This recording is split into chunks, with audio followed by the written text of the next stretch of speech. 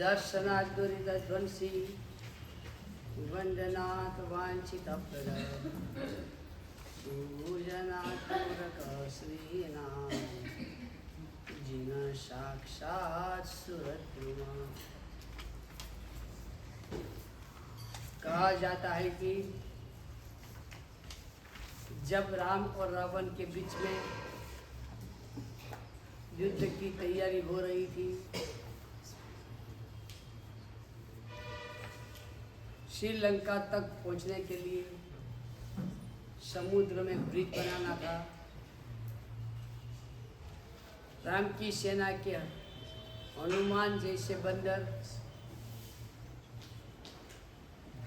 एक एक पत्थर पानी में डालते हैं, डूबने की जगह वो पत्थर तैरता है। एक चमत्कार कि पत्थर पानी में तैर रहा, एक पत्थर दूसरा पत्थर तीसरा पत्थर, एक माहौल बन गया। राम के नाम से जो पत्थर पानी के अंदर रखा जाता है वो पत्थर पानी में तैरता है। लंका में भी बात फैल गई। लंका के लोग टेंशन में आ गए कि राम का इतना प्रभाव है तो हमारा रावण राम के सामने कैसे जीत पाएगा। माहौल लंका का नेगेटिव होने का शुरू हो गया। अधिकारी वर्ग ने रावण को कहा, 9 ग्रह आपकी सेवा में है, 10 दिक्पाल आपकी सेवा में है, आप महाप्रभावशाली हो, आप लंका के लोगों को एक विश्वास दिलाओ कि पत्थर मात्र राम के नाम से नहीं तरता है, रावण फेंकता है तो भी तरता है। सभी की प्रेरणा बड़ा सरगस निकला। रावण भी समुद्र किनारे पहुंचा है। लोग आतुरता से देख रहे हैं कि क्या होगा। रावण ने पत्थर लिया, दुनिया को बताना चाहते वहाँ राम के कारण पत्थर तथा देखो, यहाँ रावण समुद्र में पत्थर फेंकेगा और वो पत्थर भी समुद्र में तरेगा।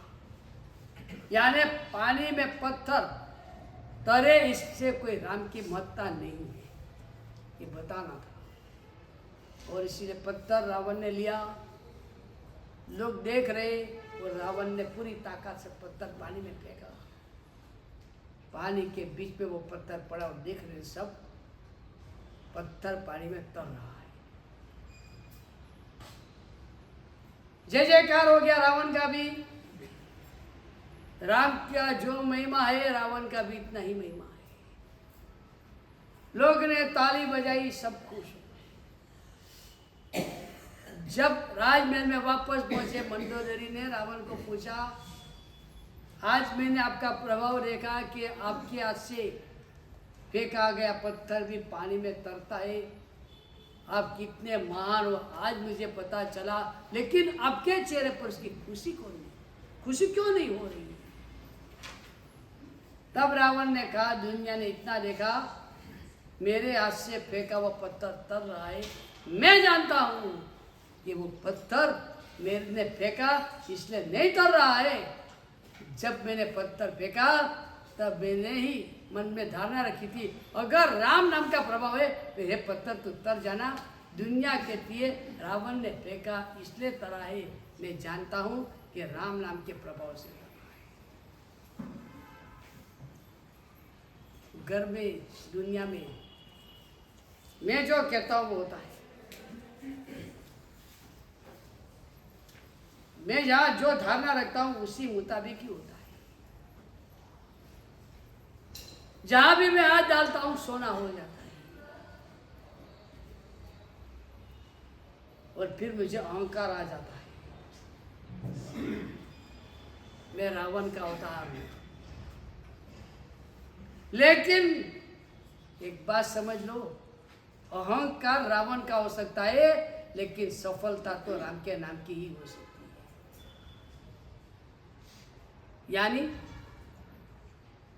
मैं मान लेता हूं कि मैंने ये किया, मैंने ये किया, मैंने ये किया, लेकिन हर एक सफलता के पीछे कारण है मेरे साथ रहा हुआ मेरा पुण्य। और पुण्य इसीलिए मेरे साथ में है कि पूर्व के भवों में मैंने परमात्मा की कोई न कोई प्रकार की भक्ति की थी।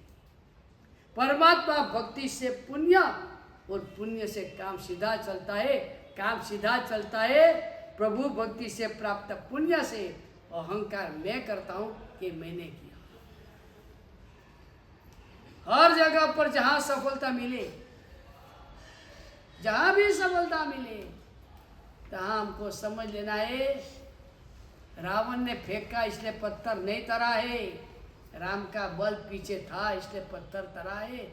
मैंने जो काम किया मैंने किया उसे नहीं हुआ है, मेरे पीछे अदृश्य रूप से मेरा पुण्य और प्रभु की कृपा, प्रभु भक्ति से प्राप्त पुण्य, इसने ये काम किया है।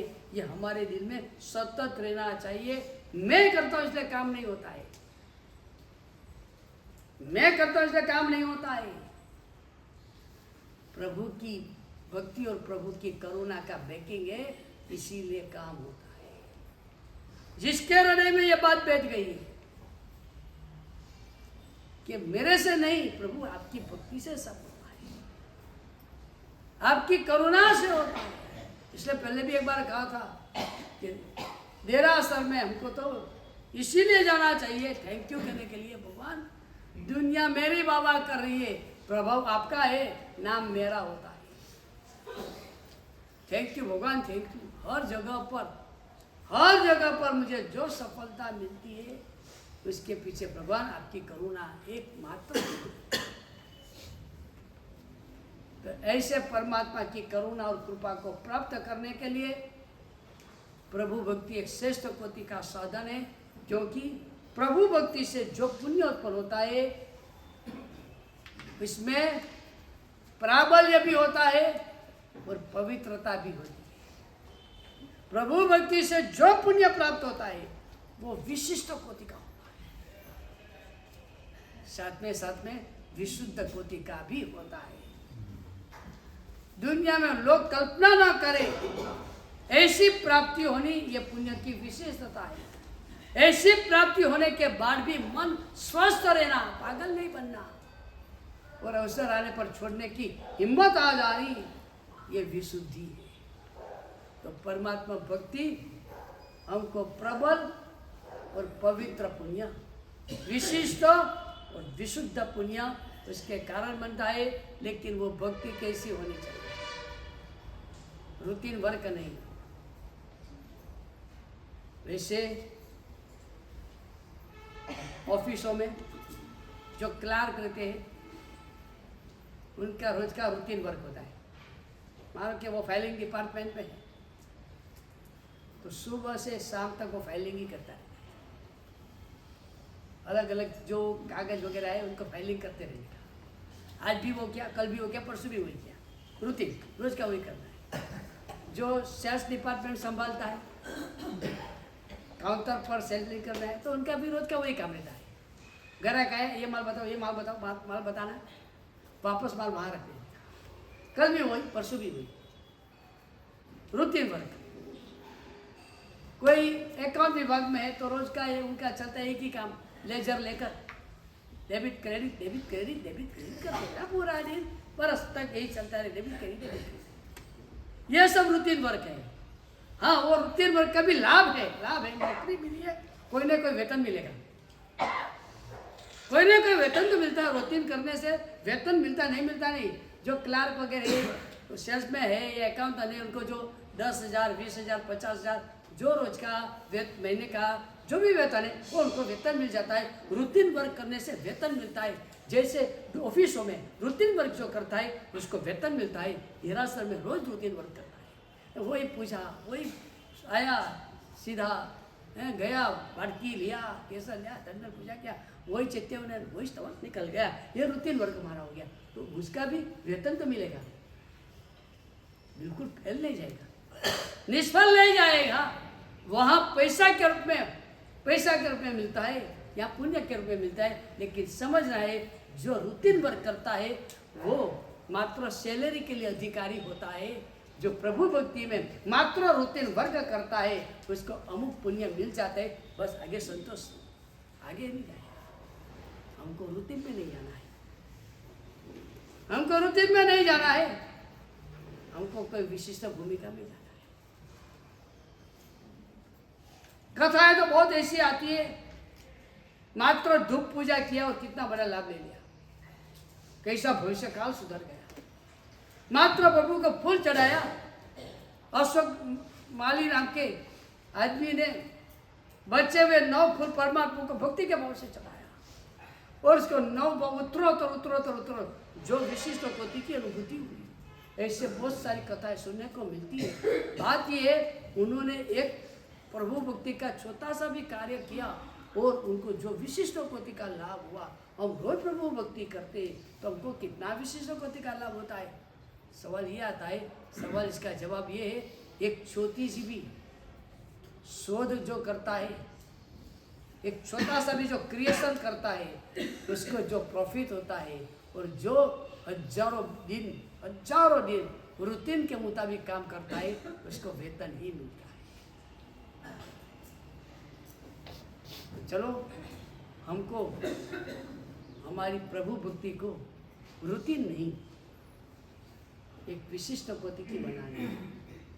हमारी प्रभु भक्ति को कोई विशिष्ट कोटि की बनानी है। वही की वही प्रभु भक्ति को, वही की वही भूमिका है। दूध तो वही का वही होता है, लेकिन एक सामान्य दूध होता है, एक शक्कर का दूध होता है, एक शक्कर और बड़ा पिस्ता से भरा हुआ दूध होता है। दूध तो वही का वही है, दूध का ग्लास तो वही का वही है, लेकिन एक सामान्य दूध है, एक शक्कर वाला है, एक बड़ा पिस्ता वाला है। मंदिर में जाना, प्रभु भक्ति करना, वो तो वही का वही है। चलो हम उसके अंदर शक्कर और बड़ा पिस्ता डालेंगे और वही काम 3 दिन की शिविर का है। हम भगवान की 9 अंक की पूजा के बारे में सोच रहे थे। सबसे पहले परमात्मा के चरण अंगूठे की पूजा, झुकना है, क्योंकि विनय के बिना कोई धर्म का प्रारंभ नहीं होता है। विनय धर्म नाम के नगर में प्रवेश करने का द्वार है और इसलिए झुकना है पहले। और वो झुकना किनको है? जो सर्वगुण संपन्न है, जो जगत पूज्य है, जिनको देवों के देव भी पूजते हैं, ऐसे परमात्मा को झुकना है। वो झुकने से विनय हुआ, हमारे में प्रभु पूजा करने की एक योग्यता प्रकट हुई। जमुना अंगूठा प्रभु का, परमात्मा की जो दिव्य ज्योति है, जो परमात्मा का दिव्य तेज है, परमात्मा की जो दिव्य आभा है, उसका रिले करने का सेंटर परमात्मा के चरण अंगूठा है। उसको टच किया मेरी अंगुली से, मेरे में वो ज्योति पुंज में से कोई अंश आया, एक झनझनाती पैदा हुई। मैं अभी जो था वो नहीं हूँ, अभी मैं कुछ और हूँ। ये भूमिका की संवेदना और चरण स्पर्श किया, विनय भी हुआ, दिव्य ज्योति की एक अनुभूति भी हुई। प्रभु पूजा करने के लिए मैं योग्य बना। अब मैं प्रभु पूजा कर सकता हूँ। योग्यता के बिना पूजा करने वाला वो मात्र पूजा की क्रिया करता है, द्रव्य क्रिया करता है, उसको वो क्रिया से विशिष्ट कोटि का लाभ नहीं होता है। जैसे योग्यता के बिना पूर्व करोड़ वर्ष तक, योग्यता के बिना पूर्व करोड़ वर्ष तक चारित्र का पालन करने वाले का चारित्र द्रव्य चारित्र कहा गया। पूर्व करोड़ वर्ष तक अभी वो योग्य नहीं हुआ है और चारित्र लिया है, चारित्र का पालन किया है पूर्व करोड़ वर्ष तक, लेकिन वो चारित्र को तुच्छ द्रव्य कहा गया, क्योंकि अंदर प्रभु की आज्ञा के प्रति वफादारिता नाम का, प्रभु की आज्ञा के प्रति समर्पण भाव का जो तत्व होना चाहिए वो नहीं। तो जिस तरह से योग्यता के बिना चारित्र को द्रव्य चारित्र के ऊपर निष्फल कहा गया है, उसी तरह से मेरे में अगर योग्यता नहीं हो, मैं पूजा करता हूँ तो वो पूजा द्रव्य पूजा है। कठोर भाषा में बोले, कठोर भाषा में ऐसा बोलना नहीं चाहिए, लेकिन जब किसी को जगाना है ना तो थोड़ी कठोर भाषा भी यूज करनी पड़ती है। अगर कठोर भाषा में बोलना है तो हम बोल सकते हैं, ऐसे तो वापस कहता हूं कि रूटीन करता है ना उसको भी वेतन तो मिलता है, नहीं मिलता ऐसा नहीं, लेकिन आपको जगाना है तो कठोर भाषा में बोलना है तो बोल सकते हैं, क्या तू केसर बाटकी भर भर के केसर ढोलता है, क्या होगा है, मात्रा केसर ढोलने का ही काम किया, परमात्मा पर केसर डाल दिया, पानी डाल दिया, दूसरा क्या किया तूने? है तूने दूसरा क्या क्या? रोज सुबह आता है पानी भगवान के पर धो देता है, उससे ज्यादा तूने क्या किया? ये हमको जगाने के लिए भूमिका है कि भाई जान, ये तेरी केसर पूजा एक महायोग है, तू जरा समझता नहीं है, योग्यता प्राप्त करता नहीं है। महायोग नाम का ये केसर पूजा तू कितनी सस्ते में फेंक रहा है। खिड़की ऊपर कौवा का और हाथ में कोहिनूर हीरा था। वो कौवा का करके डिस्टर्ब करता है, कोहिनूर हीरा ले ठाड़ करके फेंका। हाँ, वो कौवा उड़ गया कौवा को उड़ाना था, उड़ गया।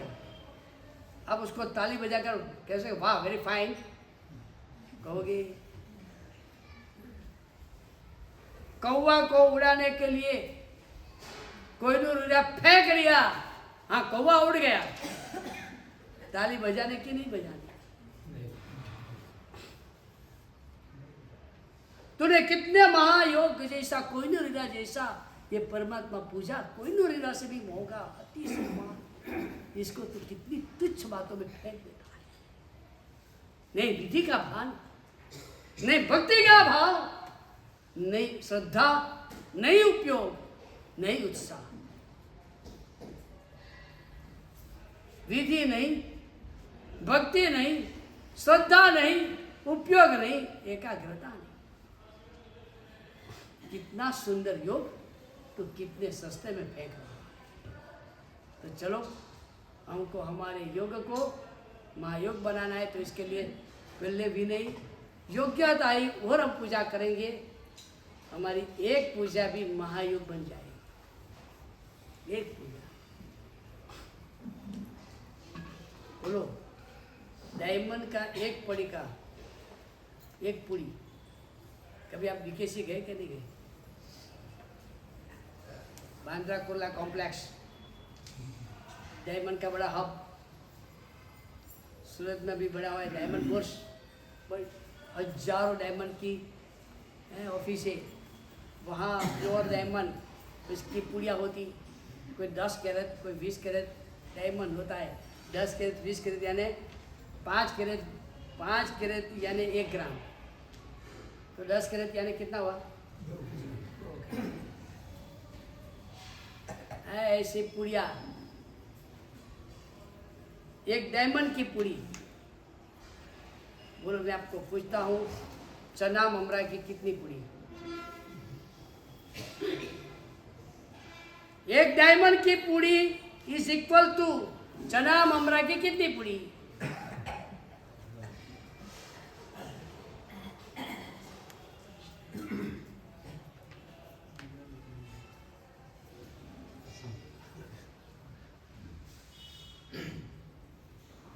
कितनी पूरी हो सकती है?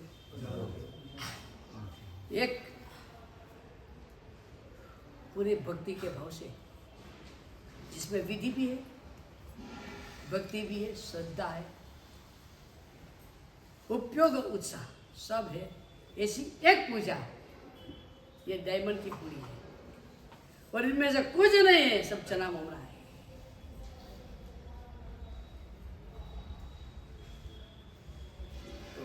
चरण अंगुते पूजा, मेरे में एक योग्यता प्राप्त हो, पहले इसमें भी जमना अंगू था, इसलिए कि भगवान मुझे हर तरह से आपके अनुकूल होना है। फिर दाबा, तो लेफ्ट को क्या करना, जमने को कर लिया, लेफ्ट को, वहां भी भगवान के पास विनय चाहिए। राइट का अरे भगवान आपको अनुकूल होना है, लेफ्ट का अरे संसार के भाव से प्रतिकूल होना है, वो भी जरूरी है। क्योंकि संसार के भाव से प्रतिकूल हुए बिना भगवान की भक्ति के भाव में अनुकूल नहीं हो सकते, भगवान की आज्ञा को अनुकूल नहीं हो सकते। और इसके लिए भी भगवान आपके पास से मुझे ताकत चाहिए, ऊर्जा चाहिए, ओजस चाहिए। लेफ्ट अंगूठे की पूजा, उसके बाद में दो घुटन की पूजा, खड़ा खड़ा केवल नहीं, ये दो पैर, दो घुटन, परमात्मा के दो घुटन, भगवान महावीर स्वामी ने एक साथ में कंटिन्यूस 120 दिन का कौशल किया, 2880 आवर्स।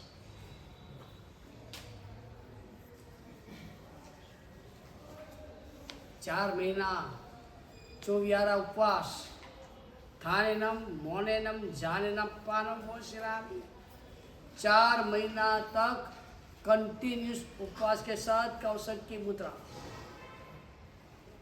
भगवान आपके ये घुटनों में क्या ताकत हो, हमको भगवान के दोनों घुटनों की पूजा करनी है। भगवान हमको भी आराधना के योगों में हमेशा में टिका रहो, इसके लिए सत्व बल दो, शक्ति बल दो, सत्व और शक्ति दोनों चाहिए। शक्ति नहीं होगी तो बेचारा खड़ा होने जाएगा, गिर जाएगा। एक हमारे साधु भगवान थे, बहुत बड़ी उम्र में दीक्षा लिया था, उसके बाद की भी उम्र बहुत बड़ी हो गई थी बाद में भी। अभी उनको रोज 1008 लोगों का अवसर करने का एक संकल्प वर्षों से करते थे। बुढ़ापा हो जाने के बाद भी वो करते थे, और खड़े खड़े करने का हमने देखा था। शक्ति नहीं पहुंचती है, वो खड़े खड़े कौशल करते करते गिर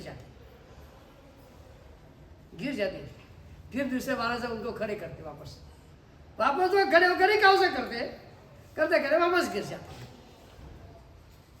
फिर वापस उनको खड़े करते। शक्ति नहीं थी लेकिन संकल्प था। तो पहले नंबर की बात है, शक्ति चाहिए। अगर शक्ति नहीं है तो खड़े हो जाएंगे तो गिर जाएंगे, लेकिन शक्ति के साथ सत्व भी चाहिए, क्योंकि बहुत सारे लोग ऐसे होते हैं शक्ति होने पर भी खड़े नहीं होते। प्रतिक्रमण का योग चल रहा है, एक 4 लोग का ही कौशल करना है, 4 महीने का नहीं, 4 लोग का कौशल। शक्ति है नहीं ऐसा नहीं, लेकिन वो 4 लोग के कौशल भी बैठे बैठे करेगा। शक्ति है, क्या नहीं है, सत्व नहीं। कि भाई 4 लोग का कौशल खड़े खड़े कर, संवत्सरी प्रतिक्रमण का 40 लोग का कौशल कौन सी बड़ी बात है? 40 लोग का कौशल तो खड़े खड़े कर।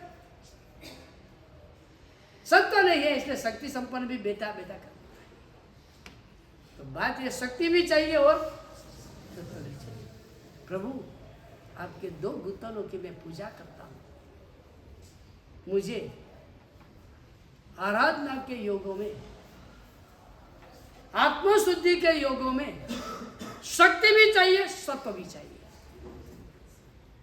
मैं शक्ति से कमजोर हूं, मेरा सत्व बहुत बहुत कमजोर है। मेरी शक्ति जितनी कमजोर है, इससे ज्यादा मेरा सत्व कमजोर है। तो मुझे शक्ति भी चाहिए कि आराधना के योगों में कभी भी मैं नेगेटिव में नहीं जाऊं। नहीं, मेरे से नहीं होता है, मैं नहीं कर सकता हूं, नहीं मेरी ताकत नहीं है, ऐसी कमजोर बात मैं कभी नहीं करूं। कोई भी आराधना का योग है तो ये मेरी भूमिका रहेगी, मैं करूंगा तो होगा ही, मैं करूंगा, मैं करना चाहूंगा तो क्यों नहीं हो सकता है? Why not? भगवान मुझे पहले नंबर में शक्ति दो, और उसके साथ में कैसे भी दो प्रकार की भूमिका उसके सामने सत्व होना जरूरी है। एक प्रतिकूलता, एक प्रलोभन। एक प्रतिकूलता और एक प्रलोभन, दोनों के सामने टिकने के लिए सत्व चाहिए। एक प्रतिकूलता है, खड़े खड़े कौशल करते हैं तो बहुत मच्छर काटते हैं, मच्छर काटते रहते हैं, इसलिए बैठे बैठे कौशल करो, यह प्रतिकूलता है। मुझे प्रतिकूलता में भी टिके रहना, भले मच्छर काटे, 40 लोगों का कौशल ही कौन सी बड़ी बात है, भले मच्छर काटे, मुझे टिके रहना है। तो प्रतिकूलता में टिकाने का बल कौन देता है? सत्व देता है, विल पावर देता है कि मुझे करना है। एक प्रतिकूलता में भी टिकना है। एक प्रलोभन, प्रलोभन यानी वो मानो कि 100 साथ में प्रतिक्रमण कर रहे हैं, और कितने लोग होशियार होते हैं, कमेंट करने में बहुत होशियार होते हैं। स्थापना जी बीच में है, सब प्रतिक्रमण किया हुआ है। अभी खड़े सब रहते तो किसी को स्थापना जी नहीं दिखाई देता है। सब बैठ जाओ, सब बैठ जाओ, बैठ जाओ, और बाकी सब बैठ गए, सब बैठ गए। अभी आपको भी बैठने का प्रलोभन आ गया है? सब बैठ गए, तो अभी खड़े खड़े का अवसर करना है या बैठे बैठे? ये प्रलोभन, कहीं प्रतिकूलता आती है, कहाँ प्रलोभन आ जाता है, और मेरा सत्व कमजोर हो जाता है।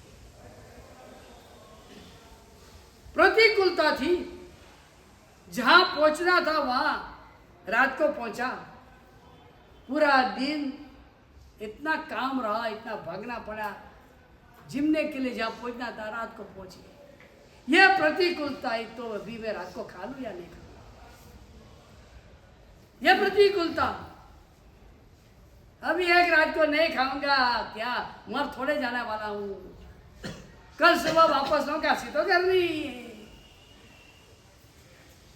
इतना खींचने में क्या जाता है? गुरु भगवान हमेशा हमेशा रात का त्याग करके बैठे, कैसे भी परिस्थिति में, तो मैं क्यों इतना कमजोर हो जाता हूँ? नहीं खाना है, ये प्रतिकूलता में सत्व। अब एक प्रलोभन में सत्व होना चाहिए, मित्र के वहां, स्वजन के वहां, अपने ही नाती के वहां शादी का प्रसंग है और रात्रि भोजन रखा गया, रिसेप्शन वगैरह रात को रखा गया, सब माल पानी खा रहे और आपको आग्रह भी कर रहे। अभी एक दिन के लिए छूट होती है, कल महाराज साहब के पास जाकर पैसे ले लेना, एक दिन के लिए तो छूट होती है।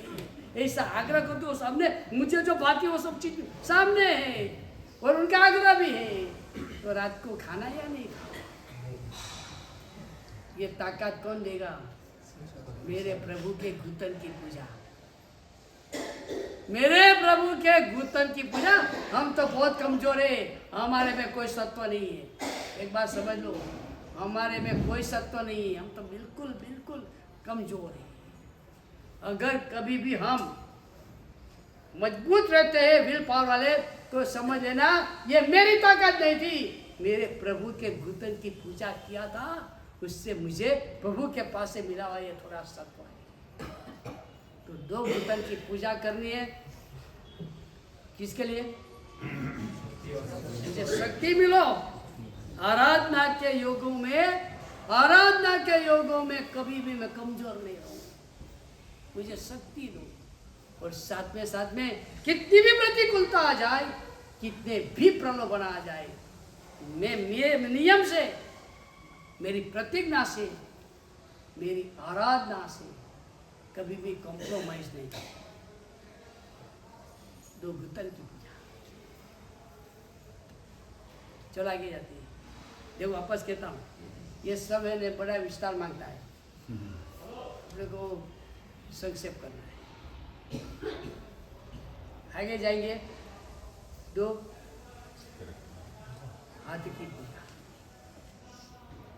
जो भगवान के 2 हाथ में 2 काम किए हैं, महत्व, वैसे बहुत काम किए, 2 महत्व के काम। दीक्षा लेने से पहले भगवान ने सांवत्सरिक दान दिया,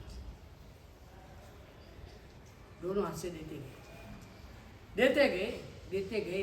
रोज का 1,08,00,000 सोनावर का दान प्रभु ने दिया, देते ही गए। भगवान पूरे जगत का दारिद्र्य दूर कर दिया, पूरे जगत का दारिद्र्य दूर कर दिया भगवान ने।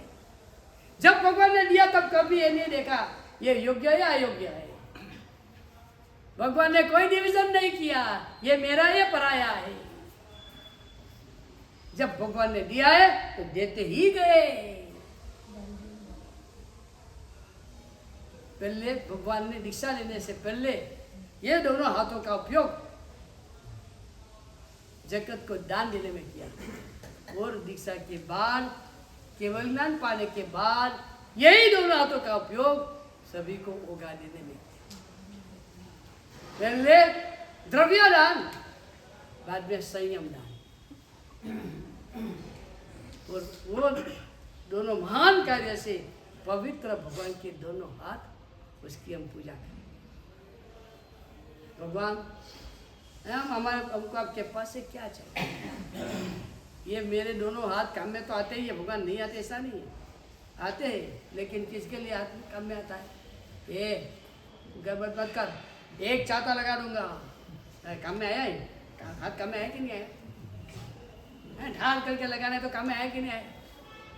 वो कहता है, चिंटू कहता है पिंटू को बस गड़बड़ मत कर, एक छाता लगा दूंगा, एक छाता लगा दूंगा तो इबली से सीधा बम्बई पहुंच जाएगा। पिंटू का थोड़ा स्लो लगा ना, मुझे पुणे जाना है।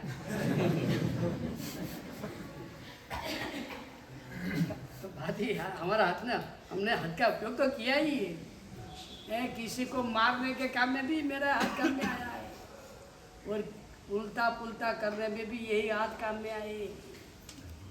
1 नंबर का और साथ में 2 नंबर का, इसमें भी हमारा हाथ ही काम में आए। हमारे हाथ काला काम करके काला हो चुका है, हमारा हाथ काले काम करके काला हो चुका है। ये हमारे हाथ की ताकत, दोनों हाथों की ताकत पाप भाव में आज तक गई थी। भगवान आपकी पूजा करूं और मुझे 2 चीज चाहिए, आपकी पूजा करूं मुझे 2 चीज चाहिए। जो सत्पुरुष है, जो सज्जन है, उनकी हमेशा में सत्कार की भाव में, सत्कार सम्मान की भाव में, यानी उनकी भी पूजा करता हूँ, सज्जनों की भक्ति करूँ। ये मेरे दोनों हाथों से सज्जनों की हमेशा भक्ति करता हूँ, और ये मेरे दोनों हाथ से हर एक प्रकार का दान देता हूँ। वो परमात्मा भक्ति हो, सुपात्र दान, साधर्मिक भक्ति रूप दान, अनुकंपा दान, जीव दया रूप दान, मेरे हाथों से सतत दान का प्रवाह देता है। तो एक बार जो डालेगा, कहते हैं कि एक संत रोज गांव में भिक्षा के लिए जाते थे। एक बहन वो संत के जो कमंडल था उसके अंदर रोज धूल डाल देती। संत दूसरे दिन भी उनके घर पे गए, धूल डाला।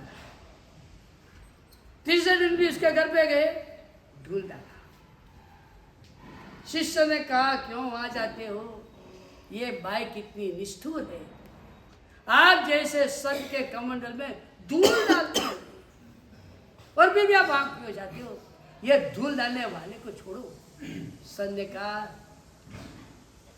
टेंशन में मत आ जा, गुस्से मत हो जा, मुझे विश्वास है देने की आदत उसको पड़ गई है, डालने की आदत पड़ गई है। आज धूल डालती है, कल जरूर भोजन डालेगी, क्योंकि देने की आदत पड़ गई है। डालो, कुछ तो डालो। आज धूल डालती है तो कल कुछ न कुछ भोजन डालेगी। जिसको देने की आदत पड़ी है, आज क्या देते छोड़ो, कल भविष्य में जगत के लिए उपयोगी चीज देने का काम कर सकता है। तो दान की प्रैक्टिस होनी चाहिए, दान की प्रैक्टिस। एक भाई को मैंने देखा था, उनके छोटे लड़के को लेकर रोज घर से मंदिर निकले। वो भाई ने अपने लड़के को जो ट्रेनिंग दी थी, रास्ते में जो जो भिखारी आते, हर एक भिखारी के हाथ में 4 आना जाते, वो लड़के के हाथ से डलाता था, वो लड़का था। 13 साल में आने के बाद वो लड़का पूजा का रोज बाद में पहले तो जितना भी भंडार है जहाँ जहाँ भी डालने का पप्पा के पास से मांगता है, जहाँ भी चित्र दिखाई देता है पप्पा पप्पा देते डाला। वो गुप्त भंडार हो, साधारण का भंडार हो, जो भी भंडार हो वो डालता ही जाता है। एक आदत पड़ गई कि देते रहो देते रहो देते रहो। भगवान आपकी पूजा करता हूँ, मेरे में ये सबको देते देने की एक आदत हो जाए। आज तक मैंने लेने का काम किया है, एक ताकत दो मुझे देने का कार्य शुरू।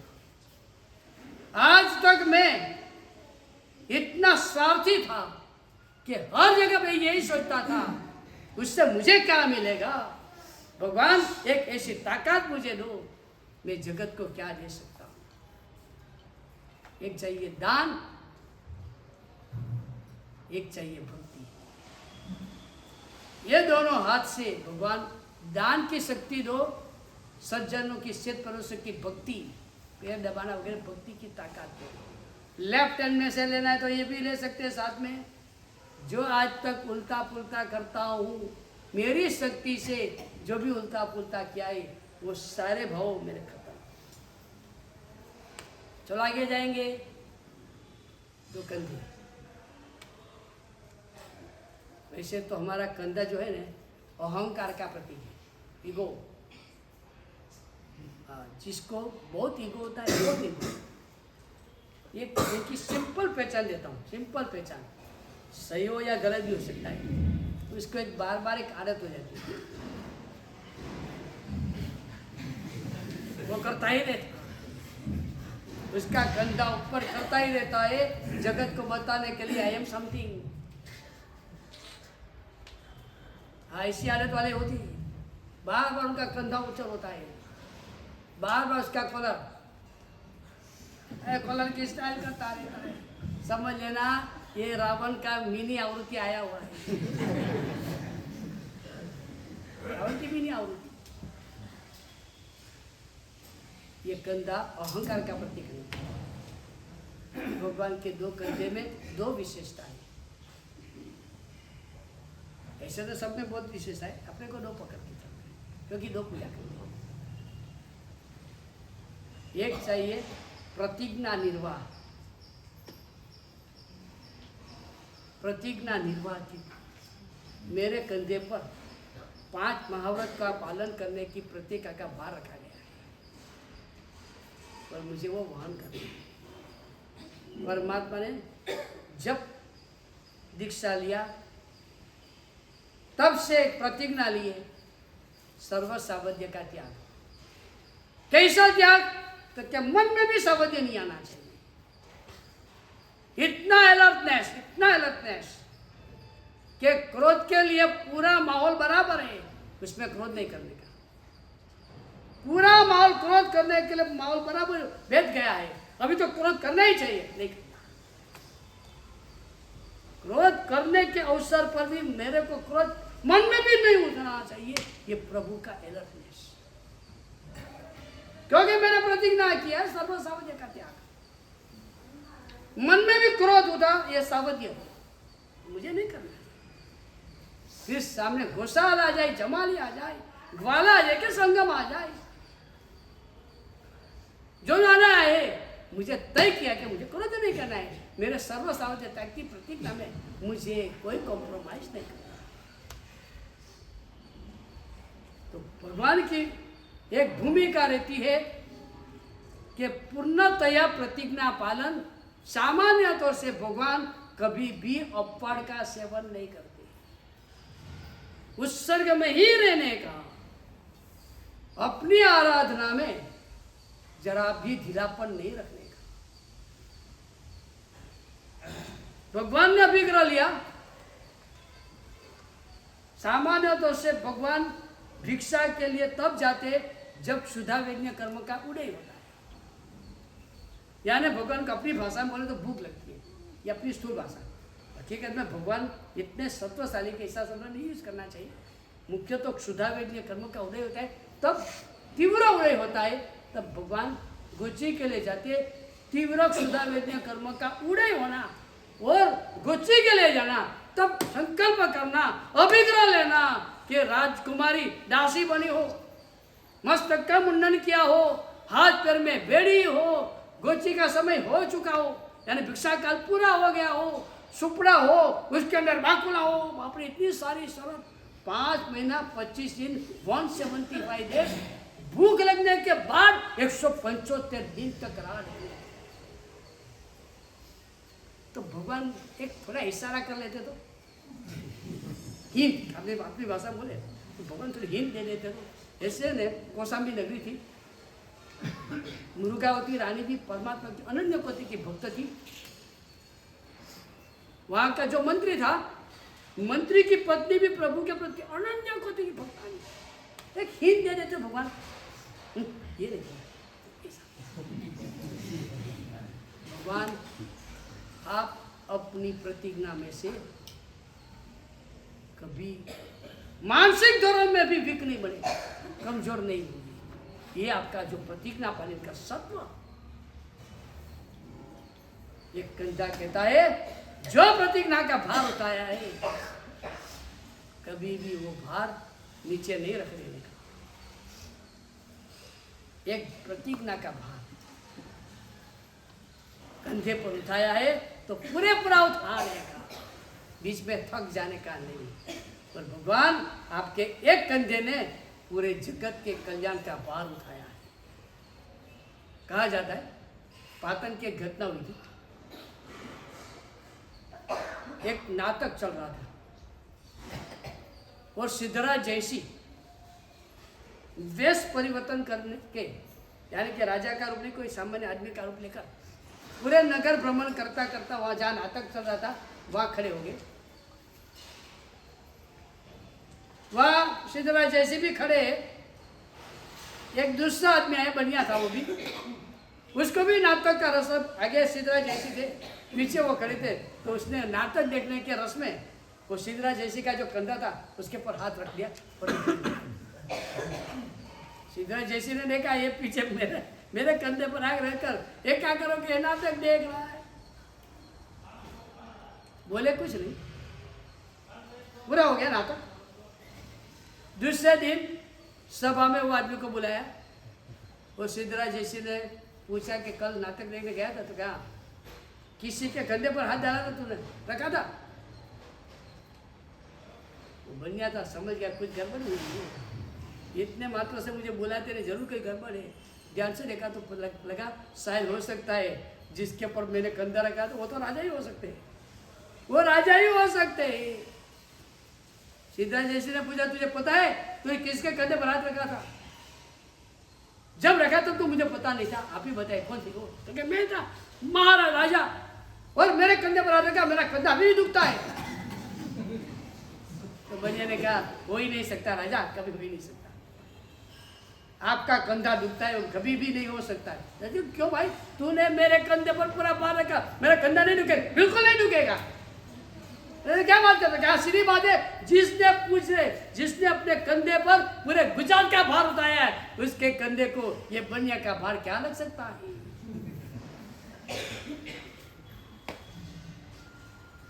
भगवान के कंधे की पूजा, भगवान अपने जगत के तमाम जीवों के कल्याण का भार अपने कंधे पर उठाया। मैं पूरे जगत को दान, पूरे जगत को कल्याण का रास्ता बता।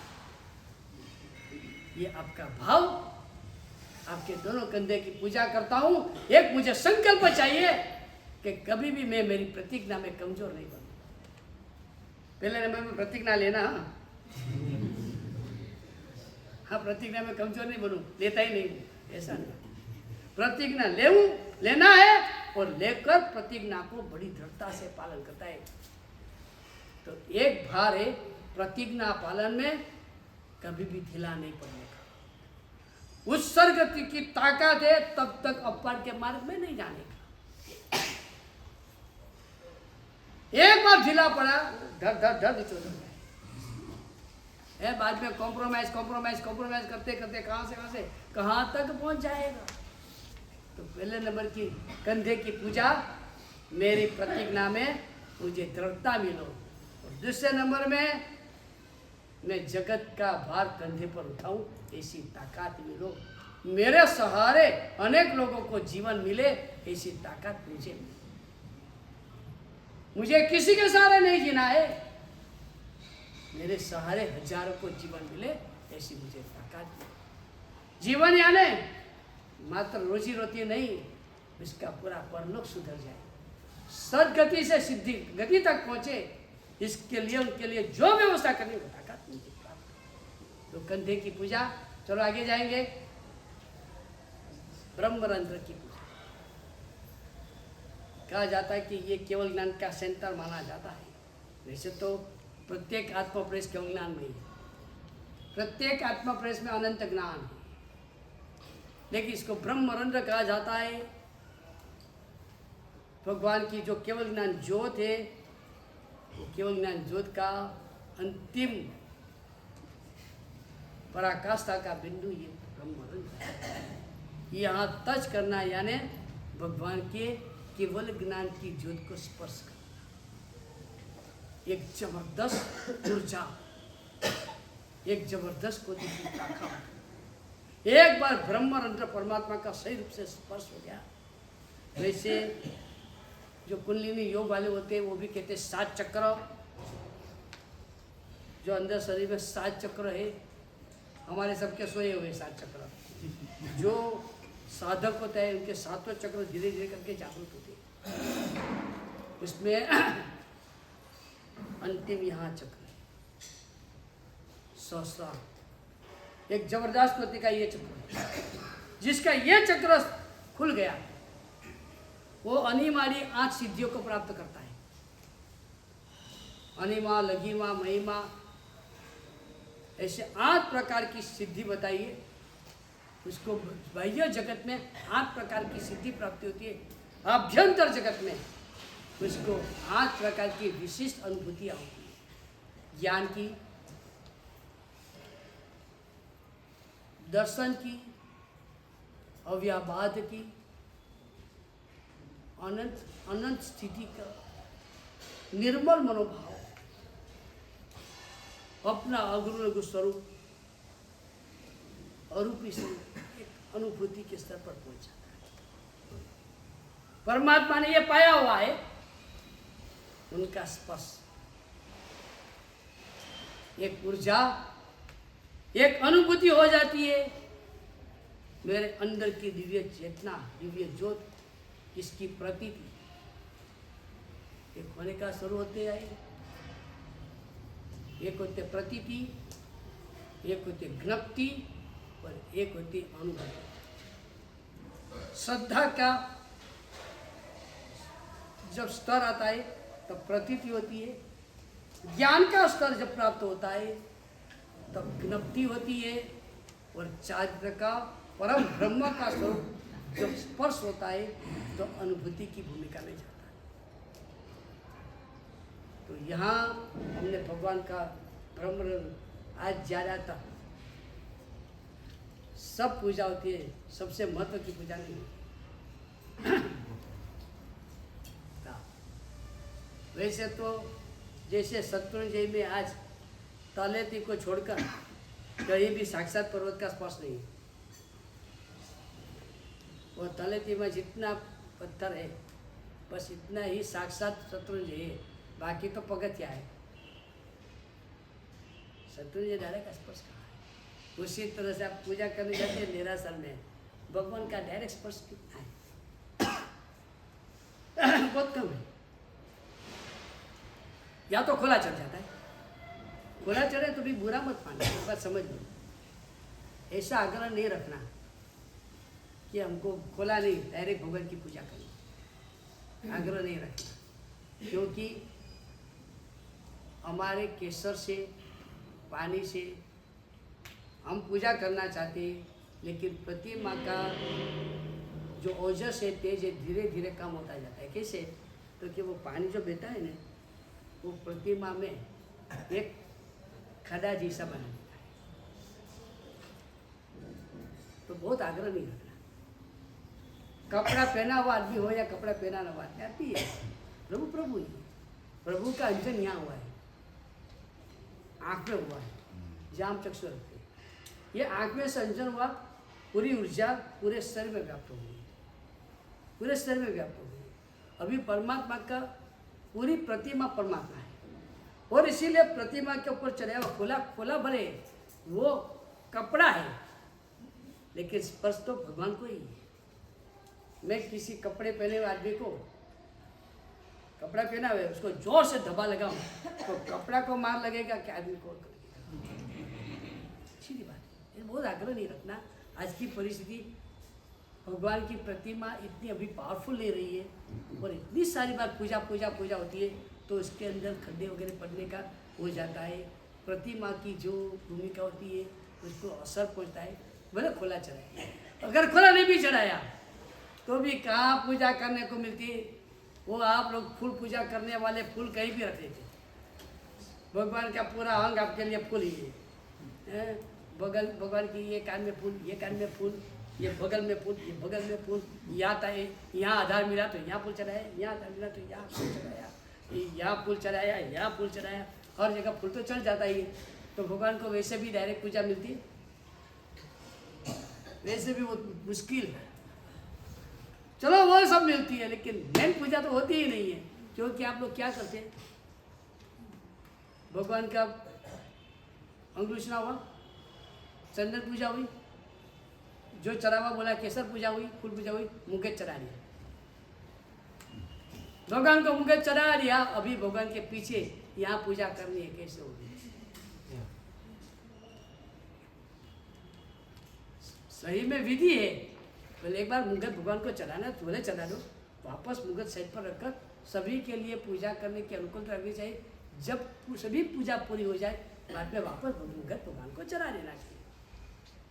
अभी पहले ही मुंगत चढ़ दिया तो ये ब्रह्मरंध्र की पूजा कहाँ होगी? तो ये पूजा बहुत ज्यादातर रह जाती है, जो अतिशय महत्व की। तो बात है यहाँ ब्रह्मरंध्र की पूजा एक ओजस, दिव्य, केवल ज्ञान ज्योत, उसकी जो पराकाष्ठा की जहाँ भूमिका है, जहाँ पूरे ज्ञान तंतु, पूरे ज्ञान तंतु जहाँ जीवन है, वहाँ की पूजा।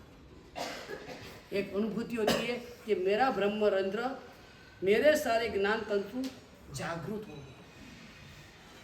और अगर हमारे सभी ज्ञान तंतु जागृत हो गए, ये तो विज्ञान कहता है कि हमारी ज्ञान चेतना जितनी है ना, उसका 10-20% ही हम यूज करते हैं।